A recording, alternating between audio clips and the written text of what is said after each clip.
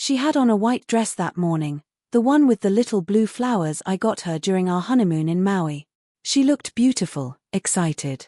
"We're gonna miss the flight," she laughed, running around the house. Except there was no we. At the door, bags packed, she kissed my cheek, fast, distracted. "Oh, and babe, about your ticket, there's been a mix-up. The travel website screwed up the booking and the hotel. They said, no more rooms. I'm so sorry. Everything's completely booked now." Her eyes didn't waver. Her voice was practiced. The entire family was waiting in Hawaii for her sister's wedding. A wedding I paid for. And somehow I was the only one left out. I just smiled. These things happen. Then I helped her with her luggage, waved goodbye, and watched her car vanish down the street. That's when I stopped being her husband. We'd met 10 years earlier at a mutual friend's cookout. She spilled red wine on my shirt and wouldn't stop apologizing for 20 minutes. She was funny, quick-witted, and made me feel like I was the only person in the room. Back then, I thought she was light, pure, warm light. I built my world around that glow. Bought the house, funded her boutique dream, believed every word. But light can blind you, too. It started small. Late-night work meetings, her phone face down, her laughter in the other room. Then came the silence.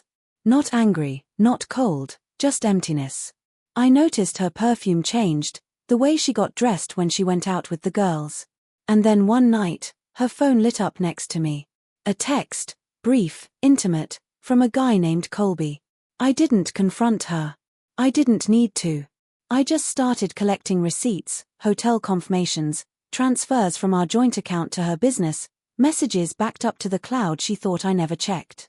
I became quiet, careful, invisible. She thought she'd won something, that my silence meant I was weak. But I wasn't angry. I was watching her. The Hawaii thing was the final proof, the public embarrassment. She didn't even try to hide it. The perfect ending for the performance she'd been rehearsing for months. So, I let the curtain drop. When her flight took off, I called my attorney. By nightfall, our accounts were split, her boutique's funds frozen, and the deed to the house, once in both our names, was locked under mine alone. She'd signed a few papers weeks before, trusting me like always, thinking they were tax forms. They weren't. They were asset transfers. She'd always underestimated how boring she thought I was. Then I disappeared. Not out of shame, but strategy. I turned off my phone, closed my accounts, and left. I didn't go far, just invisible enough. I sold the business she didn't know I had and bought a small apartment under a different name. I watched her life fall apart from a distance. At first, she spent like crazy. She took Colby to fancy dinners, vacations, but money disappears faster than love. And when the cards got declined and her boutique lease fell through, I knew the walls were closing in. She called and called. I didn't pick up.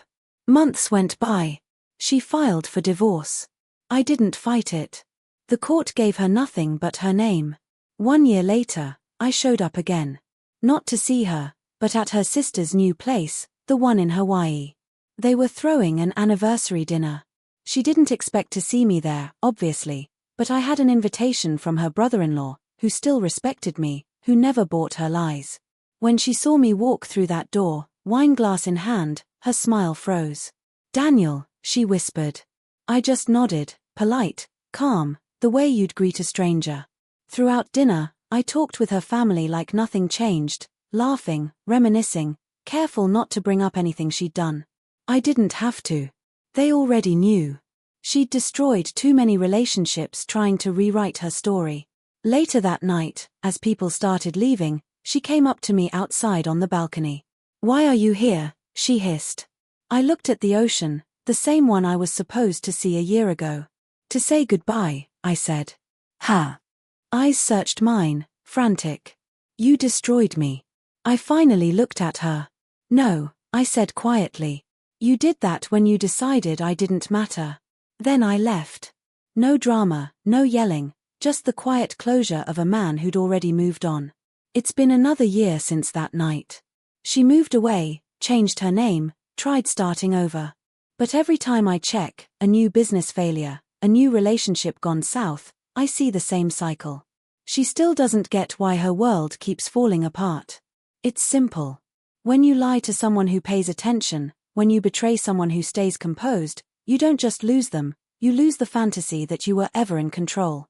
I didn't need to ruin her. I just needed to step back long enough to let her do it herself. And that's the power of silence.